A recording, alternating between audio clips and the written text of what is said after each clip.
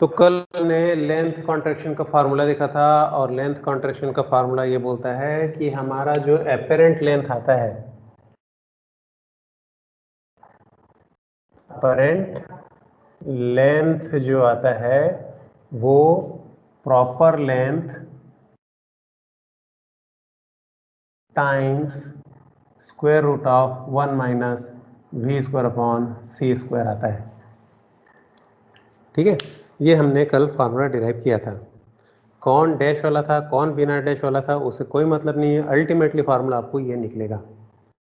तो चलो हमने ये फार्मूला देख लिया था कि apparent length is equal to proper length multiplied by square root of 1 minus b square upon C square, ये हमारा फार्मूला आता है। अब आता है फार्मूला तो उसको हमने कल प्रैक्टिकल एप्लीकेशन देख लिए थे। हम सिर्फ लेंथ कॉन्ट्रैक्शन के बेसिस पे ही बता सकते हैं कि कोई भी ऑब्जेक्ट लाइट के वेलोसिटी को छू नहीं सकता, उससे तेज होने की तो बात ही नहीं है। क्यों नहीं हो सकता? हमने देखा था कि अगर कोई ऑब्जेक्ट लाइट के वेलोसिटी के से अगर चलना शुरू करे तो उसका लेंथ जीरो हो जाएगा, उसका अपेरेंट लेंथ जीरो हो जाएगा, और जीरो लेंथ का कोई ऑब्जेक्ट एग्जिस्ट नहीं करता, and therefore nothing can move with the velocity of light. अगर वो greater than velocity of light करने की कोशिश करोगे तो इमेजिनरी क्वांटिटी हो जाएगी उसकी length, and therefore it is not possible, it has no physical meaning. ये चीजें हमने कल डिस्कस किया था। अब इसी को एक दो न्यूमेरिकल क्वेश्चन से आप करके देखो, हो सकता है आपके एग्जाम में न्यूमेरिकल क्वेश्चन आते हैं, हो सकता है किसी के में नहीं आते हैं। एक्चुअली बहुत सारे टाइप के स्टूडेंट पढ़ चुके हैं, कुछ ऑटोनॉमस वाले हैं, कुछ यूनिवर्सिटी वाले हैं, तो किसी के में आता है किसी के में नहीं आता। आप अपने दिमाग में एक कॉन्सेप्ट हमेशा बना कर रखो, अगर आपसे न्यूमेरिकल क्वेश्चन बन जाता है तो कोई भी कॉन्सेप्ट आपका क्लियर हो जाएगा। तो एक दो करके देख लो and then you will understand actually what is happening. जो आपने थ्योरी पढ़ा तो कैसे मुझे अप्लाई करना है प्रैक्टिकल लाइफ में। तो अगर मैं सिंपल सा अगर आपको एक क्वेश्चन दे दूं कि एक रॉकेट खड़ा हुआ है और ये जब खड़ा हुआ था तो सपोज ये 100 मीटर का आपको दिख रहा था, क्या होगा कि आप कहीं पे खड़े हो और ये रॉकेट आपके सर के ऊपर से निकले और कुछ ले लो लाइट के वेलोसिटी का, सपोज ये 80% ऑफ वेलोसिटी ऑफ लाइट 0.8 सी से अगर आपके सर के ऊपर से निकले, तो उस समय इसको अगर आप मेजर करो किसी टेक्निक से, इसकी लंबाई इसको कितनी आपको फील होगी। तो जब इस तरह से अगर कोई क्वेश्चन आता है तो ये नहीं बोलता कि इसका अपरेंट लेंथ ये है, उसका प्रॉपर लेंथ ये है, आपको सोचना पड़ेगा वो है कहाँ पे। ठीक है, तो चलो एक न्यूमेरिकल क्वेश्चन लिखो। A rocket 100 metre length on the ground, a rocket 100 metre length on the ground flies by you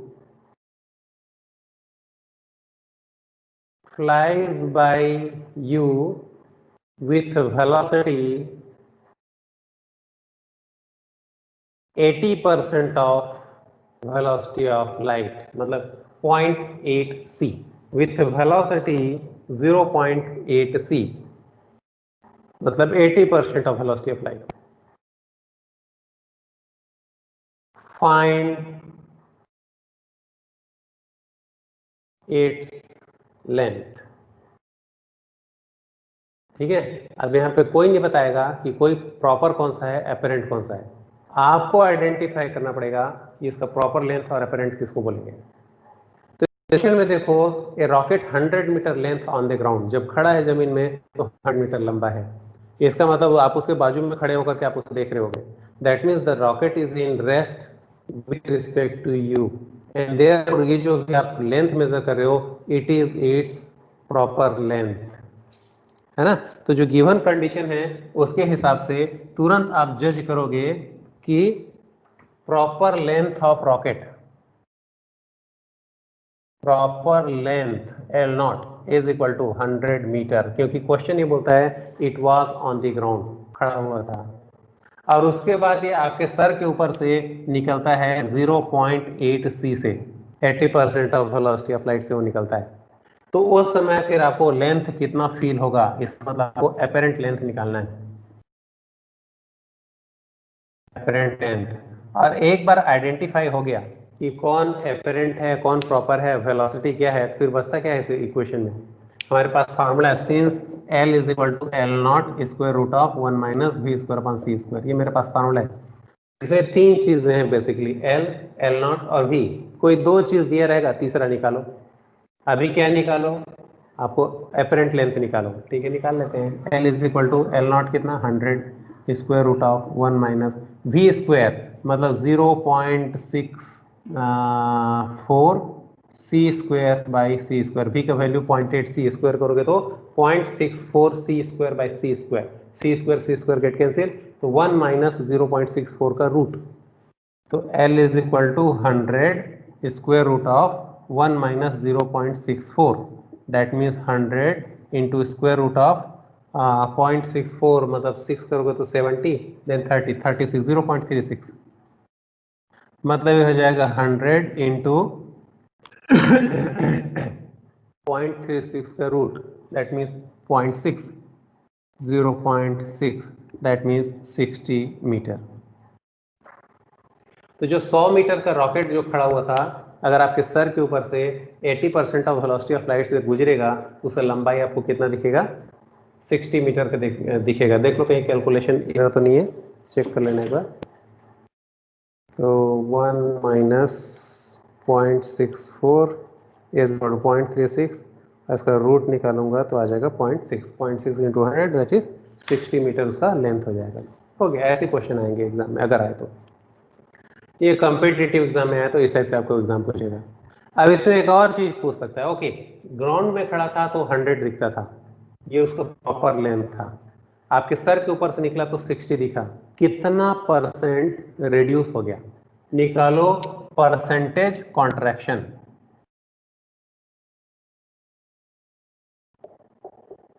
percentage contraction का कैलकुलेट करो। तो परसेंटेज कॉन्ट्रैक्शन का फार्मूला क्या आएगा, ये वैसे ही है जैसे परसेंटेज एरर निकालते हो ना आप अपने लैब में। कैसे निकालते हो, एक स्टैंडर्ड वैल्यू रहता है, एक ऑब्जर्व वैल्यू आप लोग निकालते हो, फिर क्या करते हो ऑब्जर्व माइनस स्टैंडर्ड या स्टैंडर्ड माइनस ऑब्जर्व जो बड़ा होता है डिवाइडेड बाई स्टैंडर्ड इंटू 100। वही फार्मूला यहाँ पे भी लगाओगे। And therefore percentage contraction is equal to, बड़ा लेंथ कौन है you see proper length is always greater and therefore L naught minus L upon L naught। L naught को हम ट्रीट कर सकते हैं हमारी स्टैंडर्ड वैल्यू के रूप में। तो L naught minus L upon L naught into 100 करने से जो चीज आएगा यही उसका क्या कहलाएगा, परसेंटेज कॉन्ट्रैक्शन कहलाएगा। करके देख लो कितना आ रहा है। तो ये आएगा 100 माइनस 60 अपॉन 100 इंटू 100%, मतलब 40% का इसमें कॉन्ट्रैक्शन दिख रहा है, 40% उसकी लंबाई कम हो जाएगी। हो गया, इजी है। अब इसी क्वेश्चन को ऐसा अगर बोल देता कि suppose a rocket is on the ground 100 metre length, find the velocity for 50% contraction in length. ऐसा अगर कोई क्वेश्चन देगा तब क्या करोगे, तो फिर से लिखूंगा गिवन क्या है मेरा 100 मीटर इसका प्रॉपर लेंथ है, एपरेंट लेंथ कितना होगा, वो बोलता है कि 50% क्या हो जाना चाहिए, कॉन्ट्रैक्शन हो जाना चाहिए। 50% कॉन्ट्रैक्शन होने के लिए लेंथ को कितना होना पड़ेगा, 100 मीटर था तो 50 मीटर होना पड़ेगा। ठीक है, और इसलिए एल नॉट आपके पास 100 है, एल नॉट आपके पास 50 है, वेलोसिटी कितनी होगी, तो रख लूंगा 50 is equal to 100 square root of 1 minus b square upon C square, and then 50 upon 100 equal to this, square करूंगा उल्टी पलटी करूंगा कुछ तो निकलेगा वेलोसिटी। देखो तो कितना आता है, करके देखो तो। पहले तो क्वेश्चन ही लिख लो, एक क्वेश्चन लिखो चलो।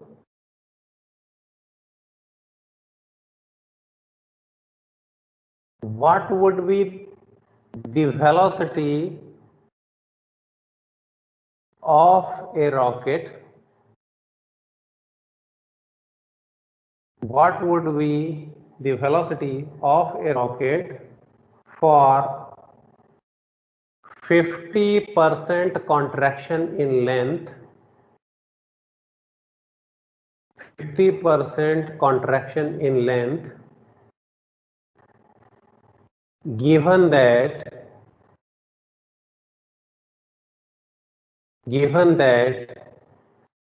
length of rocket on the ground is 100 meter.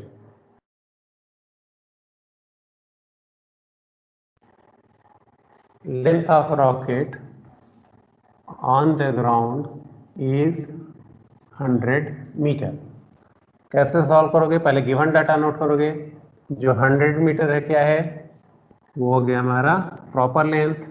तो proper length L nought is equal to 100 metre.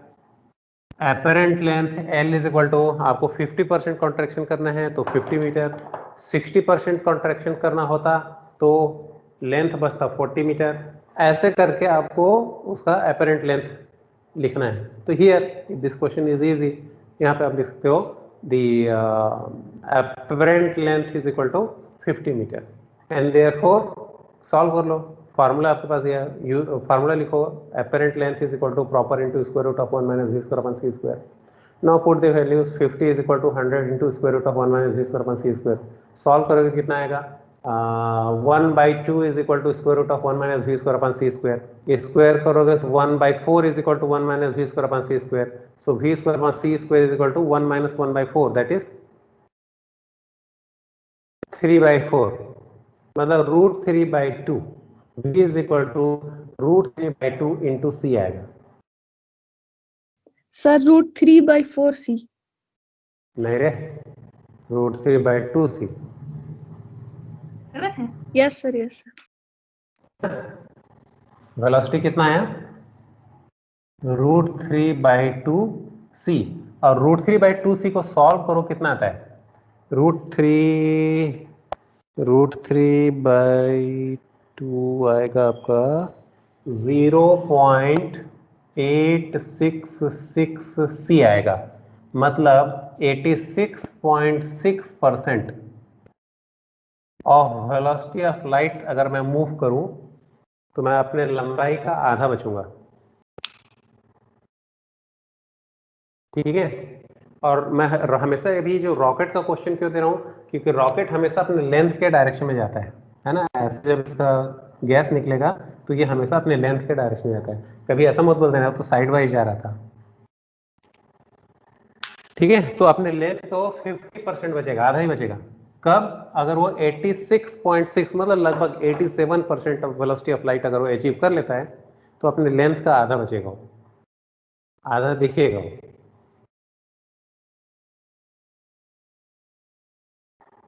चलो एक क्वेश्चन लिखो थोड़ा सा. तो ये थोड़ा सा आपको टाइट पड़ेगा और इसको दो तरीके से सॉल्व कर सकते हैं. मैं बताता हूं कैसे लिखना.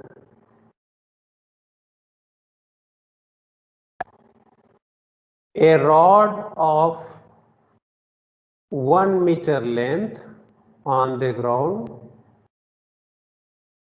A rod of 1 meter length on the ground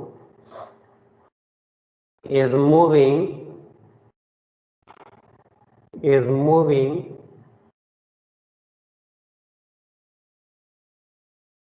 with, चलो आगे एक वेलोसिटी ले लो. कितना लोगे? 0.9 कर देते हैं. स्क्वायर करना आसान है, रूट निकालना भी अच्छा रहेगा उसका. नहीं 80 वाले का अच्छा था क्या? 80 वाले का अच्छा था. इसी को लेते 80% कर लेते. Is moving with 0.8 c velocity. मतलब लाइट की वेलोसिटी का 80% is moving with 0.8 c making an angle 60 degree with its length.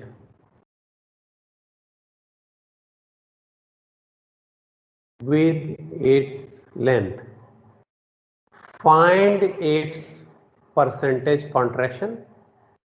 तो लगेगा सेम क्वेश्चन कर रहे हैं जैसे पहले किए थे. और हमेशा की तरह मैं बदमाशी करूंगा, थोड़ा सा कुछ ना कुछ एक्स्ट्रा जोड़ ही दूंगा इसमें. Find percentage contraction in its length and also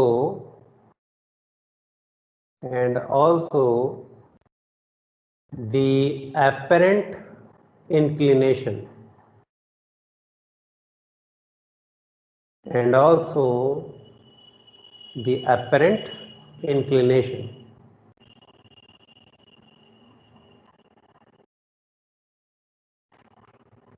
ठीक, लिख ले। क्या लिख डाले उसको थोड़ा सोचो। आप ये लिखे हो कि एक रॉड है जिसका लेंथ कितना है 1 metre in length on the ground. It is moving with 80% of velocity of light. यहां तक की कहानी बहुत अच्छा लगता है, बट इसमें एक क्लॉज आपने क्या जोड़ दिया है, making an angle 60 degree with its length. मतलब एक रॉड अगर ऐसा है 1 मीटर का, तो अब ये अपने लेंथ के डायरेक्शन में मूव किया रहता तो ये वही रॉकेट वाला क्वेश्चन हो गया। तो कोई इसमें कोई दम ही नहीं है, ये तो ऐसे सॉल्व हो जाता है।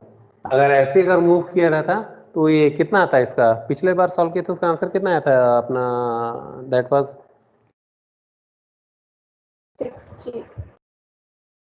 60 है ना।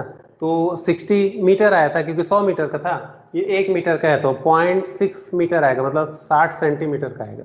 बस इतना ही कहानी होता है। बट यहाँ पे क्वेश्चन ऐसा नहीं है। यहाँ पे ये बोलता है कि ये रॉड अपने लेंथ के डायरेक्शन में नहीं भाग रहा है, ये अपने लेंथ से 60 डिग्री एंगल बनाते हुए 0.8 c वेलोसिटी से ऐसे भाग रहा है। तो अब बताओ इसका लेंथ कितना कॉन्ट्रैक्ट होगा, कितना परसेंट कॉन्ट्रैक्ट होगा, साथ साथ इंक्लिनेशन भी निकालो। अभी इंक्लिनेशन वर्ड के पीछे मत भागो, अभी वही समझ नहीं आ रहा होगा, पहले इतने ही तो कर लो पहले। तो इस क्वेश्चन को दो मेथड से सॉल्व कर सकते हैं। मैं दोनों आपको इसलिए बता रहा हूं क्योंकि आपको क्वेश्चन किस स्टैंडर्ड तक पूछा है आपको नहीं पता। अगर इस क्वेश्चन में, लिख लेना इसको, अगर इस क्वेश्चन में केवल फर्स्ट पार्ट पूछा होता कि इसका परसेंटेज कॉन्ट्रैक्शन निकालो, तो मैं तो इसको बहुत ही आसानी से एक झटके में सिर्फ इतना बस लिखूंगा, इसका सॉल्यूशन आ जाएगा। जैसे कि रॉकेट का केस में आया था वैसे इसका सॉल्यूशन आ जाएगा। भले थोड़ा अंतर आएगा आंसर में, but still it will be small question. लेकिन इसमें वो इंक्लिनेशन डाल दिया है, इसलिए इस क्वेश्चन को दूसरे मेथड से ही सॉल्व करना पड़ेगा। तो पहला पार्ट में मैं दे रहा हूं कि if only percentage contraction should calculated. अगर पहला पार्ट बस सॉल्व करना था तो कैसे करता मैं, तो फर्स्ट क्या करना होता है, इफ ओनली परसेंटेज कॉन्ट्रैक्शन अगर पूछा होता तो मैं लंबे रास्ते से नहीं जाता, मैं शॉर्टकट से भी काम निपटा लेता। शॉर्टकट कैसे, जो रॉकेट वाला केस था। परसेंटेज कॉन्ट्रैक्शन के लिए मुझे क्या निकालना पड़ेगा, एपरेंट लेंथ निकालो। प्रॉपर लेंथ दिया हुआ है, परसेंटेज कॉन्ट्रैक्शन निकालो। It is as simple as that. Here your proper length कितना है, ऊपर नहीं दिखेगा ना, यहां ले देता हूं। प्रॉपर लेंथ एल नॉट कितना है 1 मीटर, वेलोसिटी कितना है 0.8 c। यहां तक की कहानी ठीक लगता है, को रॉकेट जैसे ही दिख रहा है। बट एक प्रॉब्लम है, angle between length and velocity is 60 degree. 60 दिया ना, ओके 60 डिग्री दिया हुआ है। मतलब ये 100% लेंथ के डायरेक्शन में नहीं जा रहा। और हमने पहला जब लेंथ कॉन्ट्रैक्शन का जब हमने टाइटल ही डाला था, उस समय हमने देखा था कि अगर कोई बॉडी अपने लेंथ के डायरेक्शन में जाता है तो केवल लेंथ के डायरेक्शन वाला लेंथ ही कॉन्ट्रैक्ट होता है, जो लेंथ परपेंडिकुलर डायरेक्शन में होता है वो कॉन्ट्रैक्ट नहीं होता है। यहाँ 60 डिग्री है, 60 डिग्री है मतलब इसका कुछ लेंथ वेलोसिटी के डायरेक्शन में है, कुछ लेंथ इसके परपेंडिकुलर डायरेक्शन में है। ऐसा कर सकता हूं, या कुछ ऐसे भी बोल सकते हैं इसकी कुछ वेलोसिटी लेंथ के डायरेक्शन में है, कुछ वेलोसिटी परपेंडिकुलर डायरेक्शन में है। तो इस क्वेश्चन को दो तरीके से सॉल्व कर सकते हो, पहला लेंथ को रिजॉल्व करके, दूसरा वेलोसिटी को रिजॉल्व करके। दोनों से सेम आंसर आएगा, आप किससे करना चाहोगे। तो अगर देख लेना, अगर कभी जो भी एग्जाम होगा अगर उसमें परसेंटेज कॉन्ट्रैक्शन पूछा है तो छोटे से आंसर मतलब जल्दी से इसको बनाना है तो केवल वेलोसिटी को रिजॉल्व करना है। लेकिन अगर इंक्लिनेशन भी पूछ दिया है तो वेलोसिटी को रिजॉल्व करने से नहीं बनेगा, ये लेंथ को रिजॉल्व करने से बनेगा। I will show you how. तो पहला मैं देख रहा हूं कि अगर सिर्फ परसेंटेज कॉन्ट्रैक्शन पूछा होता तो मैं क्या करता जल्दी से उसको सॉल्व करने के लिए। तो मैं क्या करूंगा, देखो हमने ये बोला था कि वही लेंथ कॉन्ट्रैक्ट होता है जो वेलोसिटी के डायरेक्शन में होता है। ये स्टेटमेंट एकदम क्लियर कट बोले थे पिछले क्लास में। इसी स्टेटमेंट को मैं अगर घुमा के बोलूं तो मैं क्या बोल सकता हूं, कॉन्ट्रैक्शन के लिए वही वेलोसिटी काम का है जो लेंथ के डायरेक्शन में होता है, ऐसा भी बोल सकता हूं। दोनों में अंतर समझ में है। एक पेन अगर अपने लेंथ के डायरेक्शन में मूव कर रहा है तो इसकी वेलोसिटी इसको कॉन्ट्रैक्ट करने में काम आएगी, लेकिन ये पेन ऐसा झुका हुआ है और इस डायरेक्शन में से चल रहा है, तो मैं क्या देखता हूं, इसका लेंथ के दो पार्ट हैं, एक पार्ट है जो वेलोसिटी के डायरेक्शन में और एक पार्ट इसके परपेंडिकुलर डायरेक्शन में। तो मैं क्या करता हूं, इसका प्रोजेक्शन डाल के मैं इसको रिजॉल्व कर लेता हूं। तो मैं देखता हूं कि पेन का कौन सा लेंथ है जो वेलोसिटी के डायरेक्शन में है, वही लेंथ कॉन्ट्रैक्ट होगा और जो परपेंडिकुलर कंपोनेंट है वो रिजॉल्व नहीं होगा। एक टेक्निक। दूसरा टेक्निक ये बोलता है पेन ऐसे झुका हुआ था, वेलोसिटी इस डायरेक्शन में है, ऐसे इस डायरेक्शन में वेलोसिटी है, लाइक दिस। तो ये देखो, वेलोसिटी को अगर मैं रिजॉल्व करता हूं तो इसका एक कंपोनेंट आएगा पेन के डायरेक्शन में और एक कंपोनेंट आएगा पेन के परपेंडिकुलर डायरेक्शन में। तो जो परपेंडिकुलर डायरेक्शन में वो तो कॉन्ट्रैक्शन में काम नहीं आता, केवल वही वेलोसिटी काम आएगा जो पेन के डायरेक्शन में है। तो एक में मैं लेंथ को तोड़ सकता हूं दो कंपोनेंट में और एक में मैं वेलोसिटी को तोड़ सकता हूं दो कंपोनेंट में। अगर सिर्फ पहला वाला परसेंटेज कॉन्ट्रैक्शन, यस, पहला वाला टेक्निक क्या था? लेंथ वाला मतलब पहला लेंथ वाला क्या बताए सर आप? देखना, जब दो दोनों करेंगे बेटा, दोनों करेंगे, अभी देखो समझ में आ जाएगा। तो मैं क्या कर सकता हूँ, या तो मैं लेंथ को, दोनों तो वेक्टर है, तो या तो लेंथ को मैं रिजॉल्व करूं या वेलोसिटी को रिजॉल्व करूं। ठीक है, तो अगर परसेंटेज कॉन्ट्रैक्शन पूछा है केवल, तो फिर मैं शॉर्टकट मेथड से आता हूं, वेलोसिटी को रिजॉल्व कर देता हूं। देखना कैसे, समझ में आ जाएगा। तो angle between length and velocity is 60 degree. ठीक है, मैंने डिसाइड किया है कि वेलोसिटी को मैं रिजॉल्व करूंगा, तो यहां लिखता हूं resolving velocity in two perpendicular components,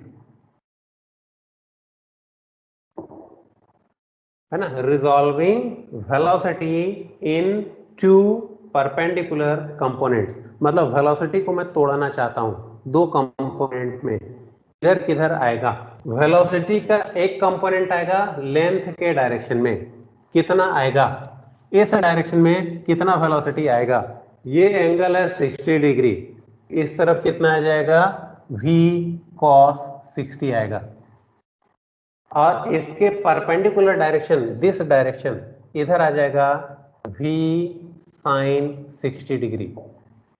मतलब ये मैं ये बोल सकता हूं कि ये जो रॉड है वो एक वेलोसिटी v से नहीं चल रहा है, v is equal to 0.8c से नहीं चल रहा है, तो किससे चल रहा है, एक चल रहा है v sin 60 से इस तरफ, दूसरा चल रहा है v cos 60 से इस तरफ। इन दोनों का रिजल्टेंट क्या है, v is equal to 0.8c इस तरफ। तो एक वेलोसिटी को मैं दो वेलोसिटी में तोड़ दिया, है ना, इसी को बोलते हैं resolution of a vector. Class 11th में सबसे पहले वेक्टर कॉन्सेप्ट में किए होगे, क्लास 12th में मैथ्स में किए होगे, ये है ना। तो resolving velocity in two perpendicular components, क्या क्या मिलेगा, v cos 60 मिलेगा, किस तरफ मिलेगा,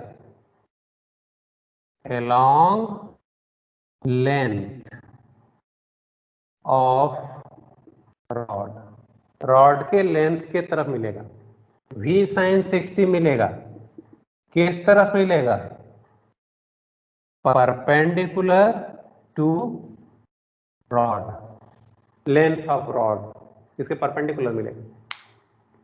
और हमने क्या पढ़ा है कि वही लेंथ कॉन्ट्रैक्ट होता है जो वेलोसिटी के तरफ होता है, तो मैं इसको ऐसे बोलता हूं, वही वेलोसिटी कॉन्ट्रैक्ट कराएगा जो लेंथ के डायरेक्शन में होता है। तो यहां पे मेरे पास दो वेलोसिटी है, v cos 60 लेंथ के तरफ, v sin 60 लेंथ के परपेंडिकुलर। तो कौन कॉन्ट्रैक्ट करवाएगा, रॉड को कॉन्ट्रैक्ट कौन करवाएगा, ये v cos 60 कराएगा, sin 60 नहीं कराएगा। ठीक है, एंड देयरफॉर अपरेंट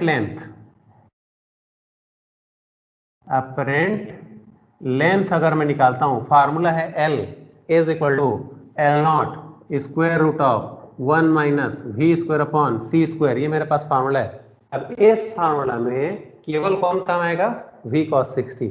यहां पे मैं लिखूंगा since only v cos 60 is responsible for contraction of rod के कॉन्ट्रैक्शन के लिए केवल v cos 60 रिस्पॉन्सिबल है, क्योंकि v sin 60 तो परपेंडिकुलर डायरेक्शन में है, और इसलिए मेरा यहाँ पे वैल्यू हो जाएगा L is equal to L nought का वैल्यू कितना है 1 metre, so it is 1 square root of 1 minus v का वैल्यू कितना लूंगा, ओनली v cos 60, ना कि 0.8c। तो कितना हो जाएगा ये v cos 60 का square divided by c square, और v का वैल्यू कितना है 0.8c, तो यहाँ रखो 0.8c cos 60 का square, that means L is equal to square root of 1 minus v का वैल्यू कितना है 0.8c, तो हो जाएगा 0.64 c स्क्वायर, cos 60 का वैल्यू कितना आएगा, cos 60 इज 1/2, तो 1/2 का स्क्वायर मतलब 1/4 into 1/4 divided by C square, C square cancel, तो क्या बचेगा square root of 1 minus 0.64 divided by 4, solve करके देखो कितना आता है 0.64 बाई 4 1 माइनस, तो कितना हो जाएगा 4 माइनस 0.64, ये हो जाएगा 3.36 by 4, square root of 3.36 divided by 4, और इसको सॉल्व करूंगा डिवाइडेड बाई 4 और इसका फिर रूट निकालूंगा, तो ये आ जाता है 0.9165, ठीक है, तो 0.916 या 7 कर देता हूं मीटर, तो एपरेंट लेंथ कितना आएगा 0.917 मीटर, मतलब 91.7 सेंटीमीटर हो जाएगा। जबकि अगर पूरा 0.8 से 100% अगर लेंथ के डायरेक्शन में होता तो हमने देखा था लगभग वो 60 मीटर आया था, ठीक है, तो ये केवल 91 सेंटीमीटर दिखेगा, तो घटा कितना, परसेंटेज कॉन्ट्रैक्शन कितना हुआ, देयरफॉर परसेंटेज कॉन्ट्रैक्शन फार्मूला क्या है, हमने देखा था L not minus L by L not into 100%, अब निकल जाएगा इजीली, है ना, तो 1 माइनस दिस इज 0.917, अगर इसको मीटर में रखे तो इसको मीटर सेंटीमीटर में नहीं रखना, 0.917 is equal to this divided by 1 into 100, मतलब 8.3%, this comes out to be 8.3% only, केवल 8% में कमी आएगी, जबकि पहले कितना आया था, अगर 100% उसी डायरेक्शन में था तो वहां पे आई थिंक 60% कुछ आया था, 60% 40% कुछ आया,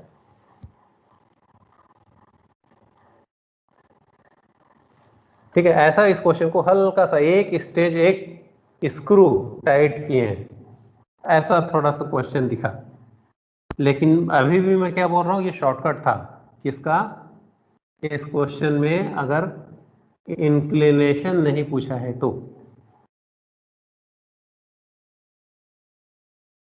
अब क्या होगा अगर इंक्लिनेशन भी पूछ दिया है, तब क्या करोगे, तो इस क्वेश्चन को अब मैं टोटली दूसरे तरीके से बनाऊंगा, ठीक है, 1 मीटर का रॉड इधर आएगा 0.8 सी, ठीक है, ये एंगल है 60 डिग्री, ऐसा, तो अभी इस क्वेश्चन को सॉल्व करते समय मैंने वेलोसिटी को रिजॉल्व किया था, चाहूं तो मैं लेंथ को रिजॉल्व कर सकता हूं, ठीक है, अब बोलोगे ऐसा क्यों करके देखते हैं ना, अभी इंक्लिनेशन की बात आएगी ना, इंक्लिनेशन का मतलब क्या होता है, आपका जो रॉड है और जो वेलोसिटी है उसके बीच का एंगल 60 डिग्री था। मैं आपने डिसाइड कर लिया, अच्छा ये रॉड रखा है, अब इसको मैं ऐसे फेंकूंगा कि वो अपने लेंथ से 60 डिग्री बनाते हुए जाएगा। लेकिन जब वो चल रहा होगा तो क्या ये एंगल अभी भी 60 डिग्री दिखेगा? अगर मेरा आंसर हाँ है तो इसका मतलब ये जो एंगल है वो तो एब्सोल्यूट क्वांटिटी हो गया, चाहे वो जमीन में रखा रहे तो भी से वेलोसिटी से 60 डिग्री बनाने का प्लान था, और जब चल रहा है तो भी से 60 डिग्री बना रहा है। इसका मतलब एंगल वेलोसिटी पर डिपेंड नहीं करेगा। लेकिन हमने ऐसे बोलते बोलते एक बार बोल डाला था कि दुनिया में कोई भी चीज एब्सोल्यूट नहीं है, तो फिर एंगल ही एब्सोल्यूट कैसे हो जाएगा? इसलिए इंक्लिनेशन के लिए भी एक बार काम करके देखो क्या मिलता है। ठीक है, तो इंक्लिनेशन का क्वेश्चन आता है तो यहां पे आपको रॉड के लेंथ को भी रिजॉल्व करके देखना पड़ेगा। तो अब मैं क्वेश्चन को कब सॉल्व कर रहा हूं? जब मुझे क्या पूछा है? इंक्लिनेशन भी पूछा है, जो कि मैंने आपको क्वेश्चन में लिखाया था। इंक्लिनेशन भी निकालना है, सिर्फ इंक्लिनेशन नहीं, इंक्लिनेशन भी निकालना है। तो एक ही मेथड, अब ये लंबे मेथड से हमें इसको सॉल्व करना पड़ेगा। So what is given? हमको लिखा है प्रॉपर लेंथ। प्रॉपर लेंथ दिया है L nought is equal to 1 metre, velocity दिया है 0.8 c, एंगल दिया है theta is equal to 60 degree. इतना तो गिवन है, पहले तो उतना को नोट कर ही लो, बाद में देखेंगे क्वेश्चन बनता है कि नहीं बनता है। अब मैं इसको क्या करता हूं, जानबूझ के शुरू से ही मैं क्या कर देता हूं, लेंथ को रिजॉल्व करके देखता हूं, है ना। यहां लिखता हूं resolving length in two perpendicular components.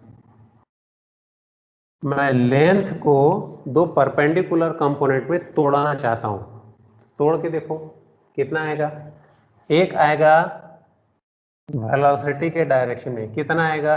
ये 60 डिग्री है, ये आपका L नॉट है, तो ये आ जाएगा L नॉट cos 60 आएगा। और रॉड के परपेंडिकुलर डायरेक्शन में, परपेंडिकुलर डायरेक्शन क्या है? ये है, तो इधर आ जाएगा, सॉरी, वेलोसिटी के डायरेक्शन में L नॉट cos 60 और वेलोसिटी के परपेंडिकुलर डायरेक्शन में हो जाएगा L नॉट sin 60 हो जाएगा। तो इस डायरेक्शन में L नॉट cos 60, इस डायरेक्शन में L नॉट sin 60 हो जाएगा। तो मैं लिखता हूं L नॉट cos 60 क्या चीज है? मेरे को एक फिगर मिल रहा है L नॉट cos 60 का, तो ये क्या है? रॉड का वो लेंथ जो वेलोसिटी के डायरेक्शन में है। वेलोसिटी के डायरेक्शन में है मतलब वेलोसिटी के पैरेलल है ना। तो मैं लिखता हूं L नॉट पैरेलल, ऐसे उसको सिंबल देता हूं। मतलब प्रॉपर लेंथ का वो कंपोनेंट जो वेलोसिटी के पैरेलल डायरेक्शन में है। कितना है मेरा? L not cos 60। ठीक है, L नॉट पैरेलल कितना है? L not cos 60। साथ ही साथ एक और चीज है, L नॉट के परपेंडिकुलर कंपोनेंट क्या है? तो यहाँ पे L नॉट परपेंडिकुलर मतलब क्या हुआ? वेलोसिटी के परपेंडिकुलर डायरेक्शन में प्रॉपर लेंथ का कितना कंपोनेंट है? कितना कंपोनेंट है? L not sin 60। दो चीज निकाल लिया। अब देखो L नॉट परपेंडिकुलर, जो L नॉट sin 60 निकाले हो, क्या ये कॉन्ट्रैक्ट होगा? हमने कहा है रॉड वही लेंथ कॉन्ट्रैक्ट होता है जो वेलोसिटी के डायरेक्शन में होता है। तो L नॉट cos 60 वेलोसिटी के डायरेक्शन में है, इसलिए कॉन्ट्रैक्ट होगा। L नॉट sin 60 कॉन्ट्रैक्ट नहीं होगा। ठीक है, तो since only length along velocity will contract, है ना, केवल वो लेंथ जो v के डायरेक्शन में है वही बस कॉन्ट्रैक्ट होगा। इसलिए L नॉट परपेंडिकुलर जो सिंबल बनाए हो वो कॉन्ट्रैक्ट नहीं होगा, और जब कॉन्ट्रैक्ट नहीं होगा तो एपरेंट लेंथ और प्रॉपर लेंथ दोनों सेम आएगा। और इसलिए अगर मैं लिखूं, यहीं कहीं पे लिख लेता हूं कि लेट, कहीं भी लिख लेना, let apparent length apparent length is L. Apparent length को अगर मैं एल से शो करता हूं तो इस एपरेंट लेंथ का वो कंपोनेंट जो वेलोसिटी के परपेंडिकुलर डायरेक्शन में वो कितना आएगा। तो यहां लिखता हूं एल का perpendicular component L nought perpendicular के बराबर होगा, जैसे कि गैलीलियो ने बोल दिया था लेंथ में बदलाव नहीं होता है। यहां पर भी लॉरेंट ने भी बोला है लेंथ में बदलाव नहीं होता अगर लेंथ वेलोसिटी के परपेंडिकुलर डायरेक्शन में है। तो हियर एल परपेंडिकुलर और एल नॉट परपेंडिकुलर दोनों आपस में सेम रहेंगे, that is L nought sine 60। ये कॉन्ट्रैक्ट नहीं होगा। कॉन्ट्रैक्ट कौन होगा? जो लेंथ वेलोसिटी के डायरेक्शन में है। और इसलिए एपरेंट लेंथ का वो पैरेलल कंपोनेंट कितना आएगा? L parallel, L not parallel into square root of 1 minus we square upon C square. ठीक है, ये पैरेलल कंपोनेंट कॉन्ट्रैक्ट होगा और कॉन्ट्रैक्ट होके क्या बनेगा? This is L parallel. तो L parallel is equal to L not parallel into square root of 1 minus we square upon C square. Solve करके देखो कितना आता है। L parallel is equal to L not parallel कितना है?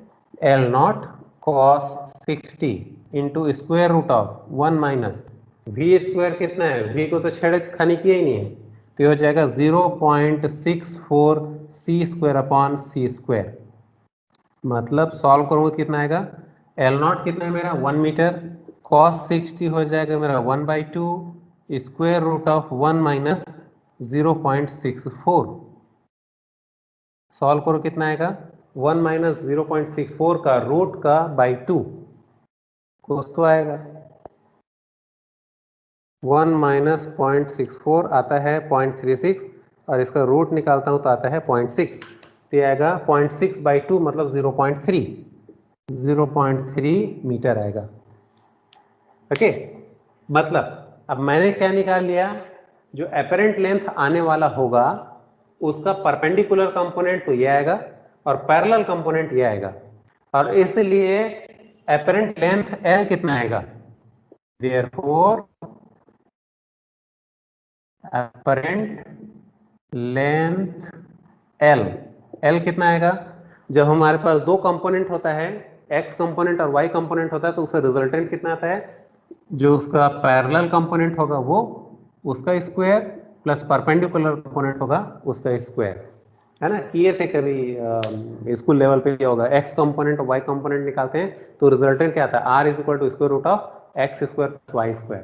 तो ये एक्स कंपोनेंट मतलब पैरेलल कंपोनेंट और ये परपेंडिकुलर कंपोनेंट का square. L is equal to L parallel कितना था? दैट इज 0.3, तो 0.3 का हो 0.09 प्लस एल परपेंडिकुलर कितना है?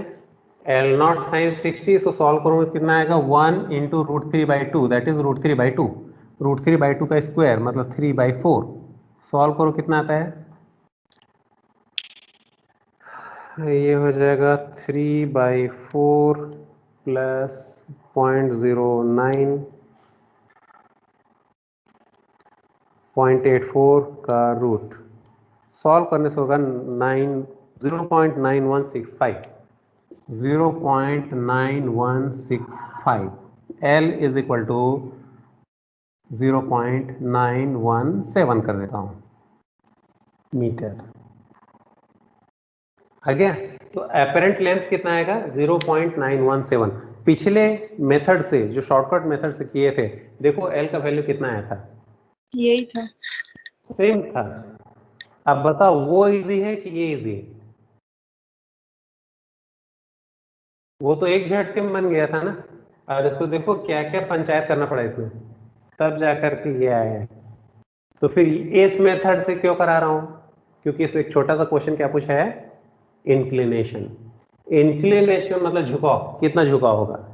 अब जो भी होगा, suppose new inclination is something theta dash, है ना? Let new inclination is theta, क्योंकि ओके थीटा डैश कर लेता हूं। New inclination is theta dash. तो थीटा डैश कैसे निकालूंगा?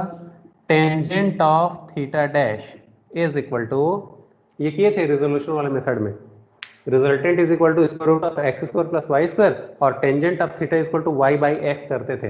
वो भी यही करता हूँ, tangent of theta is equal to perpendicular component by parallel component, मतलब L perpendicular by L parallel. L perpendicular कितना है, सॉल्व किए थे यहीं पे √3/2, और पैरेलल कितना है, एल पैरेलल ये कहीं पे है, दैट इज 0.3, 0.3। इसको सॉल्व करूंगा तो कितना आता है, √3/2 डिवाइडेड बाई 0.3 मतलब 0.6। इंक्लिनेशन इसका मतलब ये जो एंगल है, हम बोलते हैं ना कि कोई चीज हमको 60 डिग्री से झुकी हुई दिख रही है, पता चलता है रिलेटिविस्टिक वेलोसिटी से जब वो चलेगा तो लेंथ कॉन्ट्रैक्ट होगा, लेंथ कॉन्ट्रैक्ट होगा तो उसका झुकाव भी बदलता हुआ मुझे दिखेगा। ये कहने का इसका मतलब है। तो एक ही क्वेश्चन को दो तरीके से बना लिया, अगर इंक्लिनेशन पूछा तो ऐसा पूरा बड़े वाले मेथड से बनाना है, और अगर सिर्फ परसेंटेज कॉन्ट्रैक्शन बोला है तो वो शॉर्टकट मेथड से भी काम आ जाएगा। तो सबसे पहले इसका वन लाइन का डेफिनेशन लिखोगे कि टाइम डायलेशन होता क्या चीज़ है।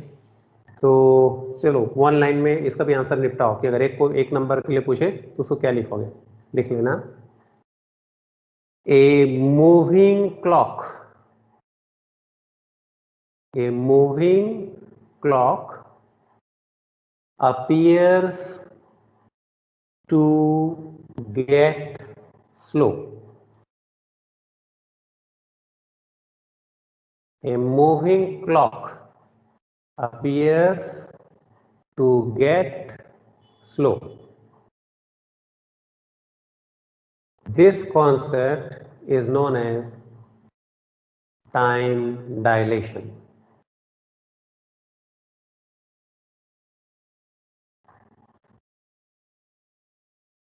और अच्छा चीज बताऊं कि ना तो लेंथ कॉन्ट्रैक्शन और ना ही टाइम डायलेशन को आइंस्टीन ने अपने हाथ से सॉल्व किए हैं, पहले से कुछ लोग करके बैठे थे, उनको पता ही नहीं क्या हो रहा है, आइंस्टीन ने उसको एक मीनिंग दिया। Okay, so a moving clock appears to get slow. ठीक, ये पॉइंट सबको समझ में आ गया।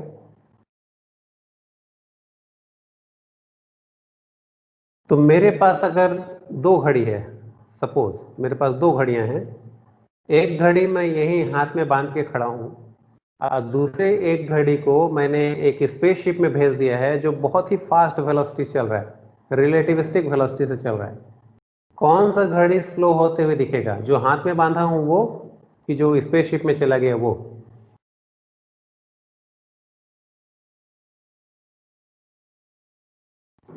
सर हाथ में बांधे शायद वो। डेफिनेशन क्या लिखे हो पढ़ो।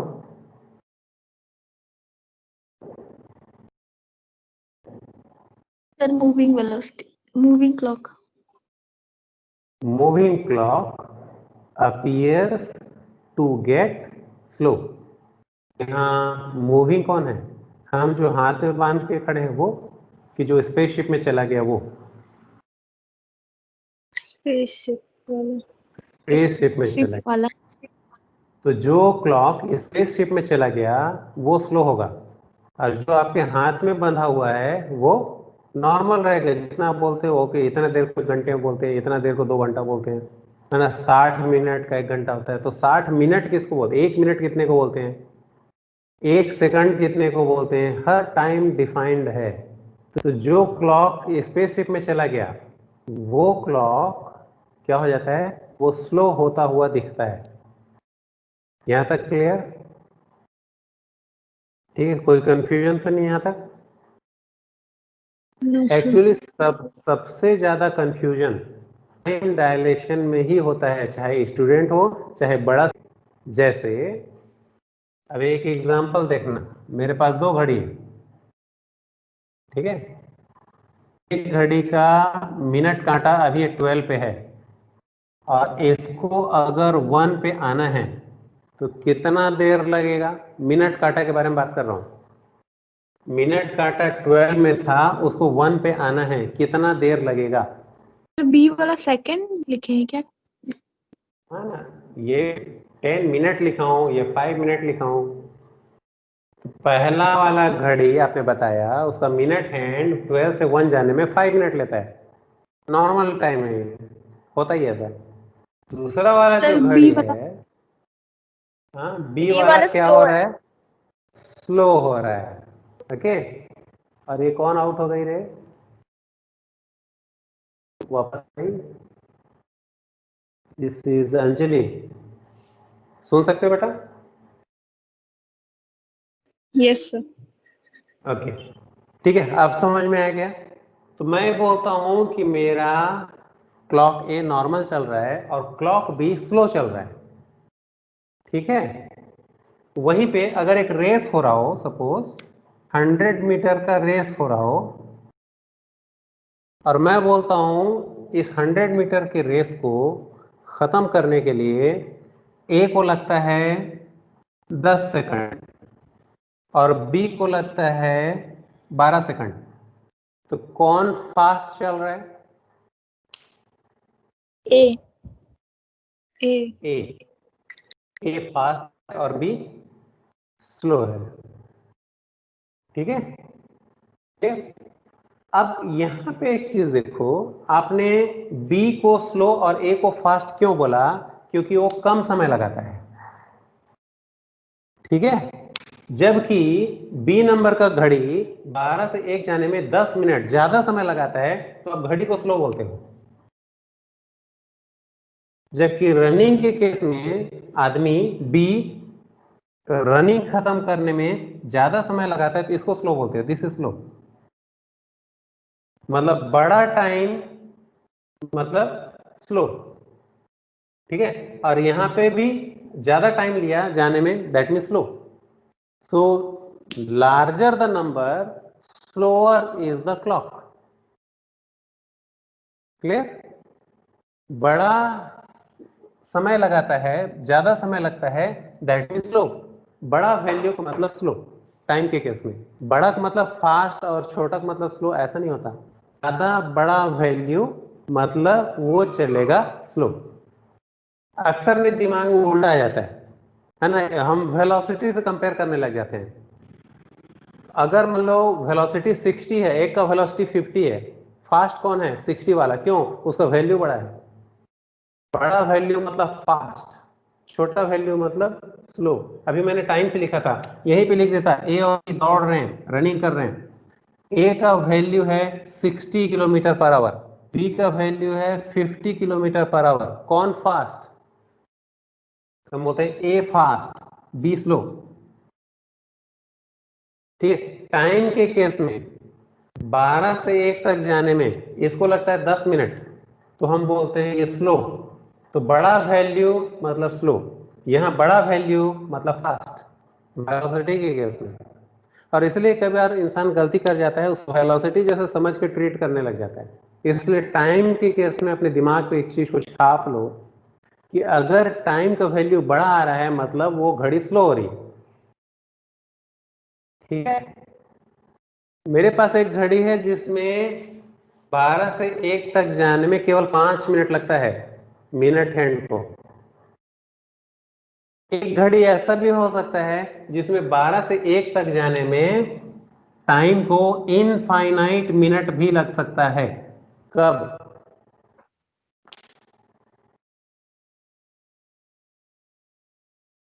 मिनट हैंड को 12 से 1 तक आने में इनफाइनाइट मिनट लग सकता है, अगर वो घड़ी चल ही नहीं रही हो। क्लियर है ना? वो तो खड़ी है, एक ही जगह खड़ी है, अब तो आगे बढ़ ही नहीं रही है। इसका मतलब जितना बड़ा समय उतना ज्यादा स्लो। सो बड़ा value means slow in case of time. इस चीज को अपने दिमाग पे रखना, ठीक। अब आपने डेफिनेशन क्या लिखा है टाइम डायलेशन का, वो देखो। टाइम डायलेशन बोलता है a moving clock appears to go slow. मतलब मेरे पास दो घड़ियां थी, एक मैं अपने हाथ में बांध के यहीं पे खड़ा हूं, वो नॉर्मल चल रहा है, दैट इज ए। और दूसरी घड़ी स्पेसशिप में चली गई, वो स्लो हो जाएगी।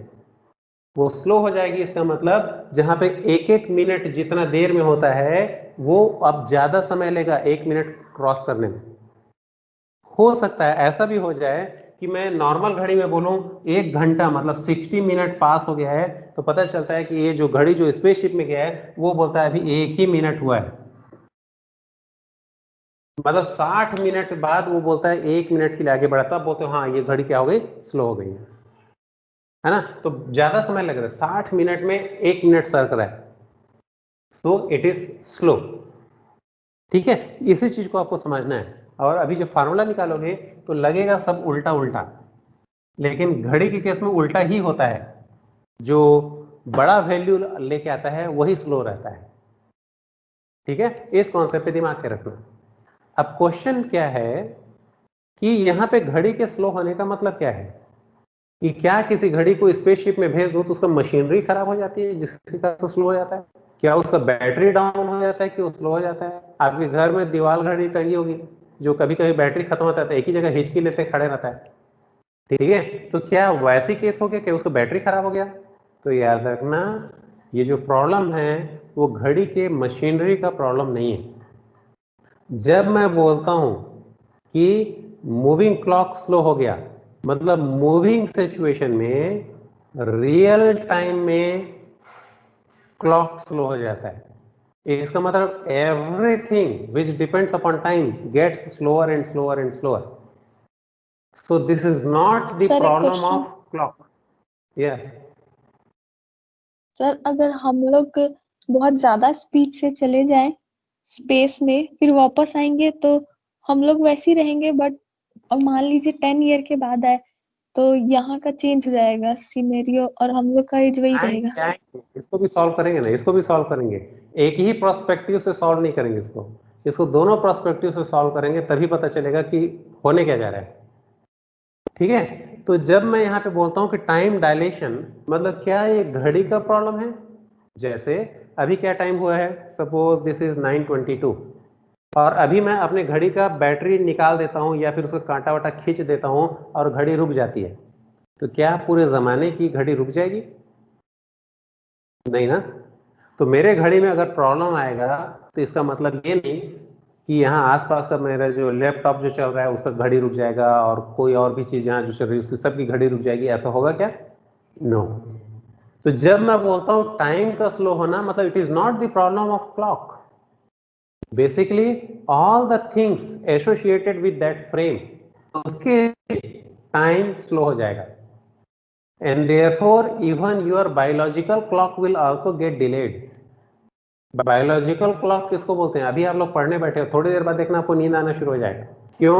आपको बॉडी बोलना शुरू कर देता है 24 घंटे का टाइम है, आप 18 घंटा जाग चुके हो और अब सोने का टाइम हो गया। सो एवरीथिंग इज सेट, है ना। हर साल आपकी उम्र बढ़ जाती है। आज आप जैसे दिख रहे हो, अभी मैं आपको 50 साल बाद देखूंगा तो कैसे हो जा रहे होगे, आपका पूरा लुक चेंज हो चुका है, बिकॉज आपकी बायोलॉजी आगे बढ़ चुकी है ना। जब छोटे बच्चे थे, इन्फेंट्स थे, कैसे दिखते थे, आज कैसे दिख रहे हो, कल कैसे दिखोगे।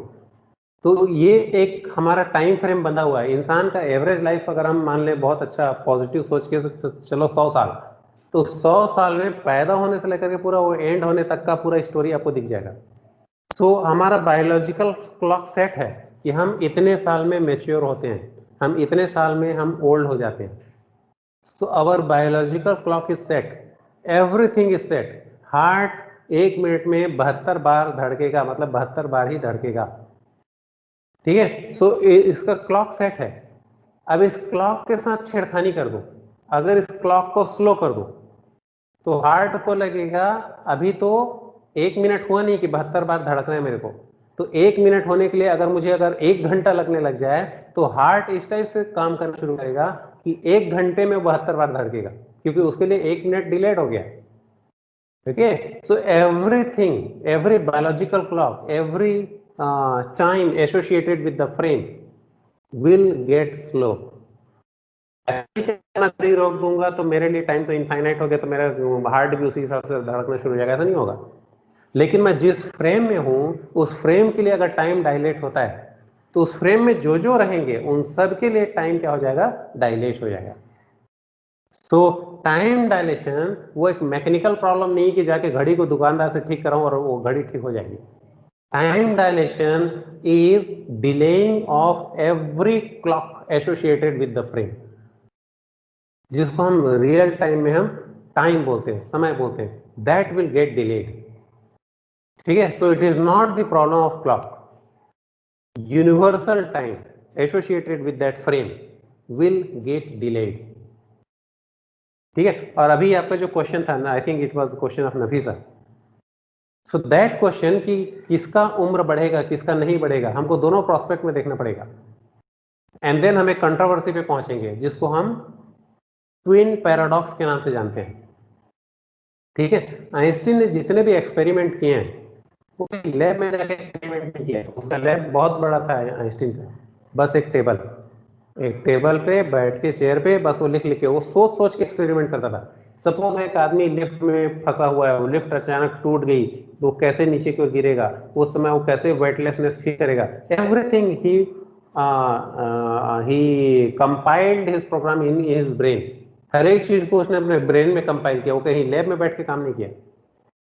ओके, तो ये जो ट्विन पैराडॉक्स है वो भी उसके ब्रेन की उपज है कि बोलता है अगर ऐसा होगा तो क्या होगा, दोनों केस को कंपेयर करके देखते हैं तो हम एक ऐसे कंट्रोवर्सी पे पहुंचते हैं, बाद में बात करेंगे उस पर, टाइम डायलेशन खत्म करेंगे। After completing time dilation we will come to the twin paradox. ठीक है, मेरे ख्याल से अब रोक देना चाहिए, 9:26 हो गया। ठीक है, तो एक स्टेटमेंट आपने लिख लिया है कि moving clock gets slow, this concept is known as time dilation.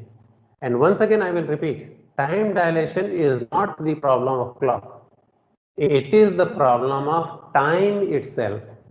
Time slow होता है, ठीक है, घड़ी स्लो होने का सवाल पैदा नहीं होता, टाइम स्लो होता है। ठीक है, ये एक चीज समझना है।